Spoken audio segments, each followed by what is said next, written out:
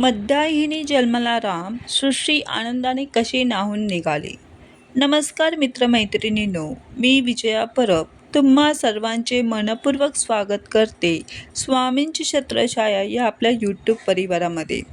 आज आपण अत्यंत पवित्र, मंगलमय आणि आध्यात्मिक दृष्टी महत्त्वाच्या विषयावर बोलणार आहोत. आजचा दिवस म्हणजे भक्ती, श्रद्धा, आनंद आणि अध्यात्माने भरलेला दिवस. श्रीराम जन्माचा पावन दिवस. उत्तम हा चैत्र मास, ऋतू वसंताचा दिवस, शुक्ल पक्षी ही नवमी. या दिवशी संपूर्ण सृष्टी आनंदाने न्हाऊन निघते. आकाशात देवतांची उपस्थिती जाणवते. दिशा दिशांत मंगलध्वनी घुमतात आणि सर्वत्र आनंद, शांती व भक्तीची अनुभूती होते. मध्याह्नीच्या पवित्र क्षणी भगवान श्रीरामांचा अवतार झाला आणि सृष्टी पावन झाली. कौसल्या मातेच्या उदरातून अवतार घेऊन परमात्म्याने मानवरूप धारण केले. हा केवळ धर्म नसून धर्म, सत्य, प्रेम, संयम आणि कर्तव्य यांचे प्रतीक असलेला क्षण आहे. अयोनी संभव प्रकटला राघव, हे शब्द भक्तिभाव जागृत करतात. संत नामदेव म्हणतात, डोळ्यापायन भुवन त्रपाळा. याचा अर्थ जो संपूर्ण सृष्टीचा पालन करता आहे त्या परमेश्वराचे मला प्रत्यक्ष दर्शन घडावे.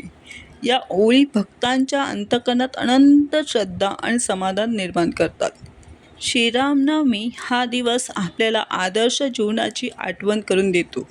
सत्याच्या मार्गावर चालण्याची प्रेरणा देतो. संकटात धैर्य ठेवायला शिकवतो आणि अहंकारापेक्षा नम्रतेचे महत्त्व सांगतो.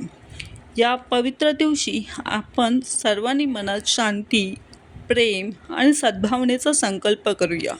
श्रीरामांच्या आदर्शांचा स्वीकार करून जीवनात सकारात्मक बदल घडवूया. भक्ती, करुणा आणि विश्वासाने जीवन समृद्ध करूया. या मंगल प्रसंगी आपल्या सर्वांना श्रीरामनवमीच्या हार्दिक शुभेच्छा.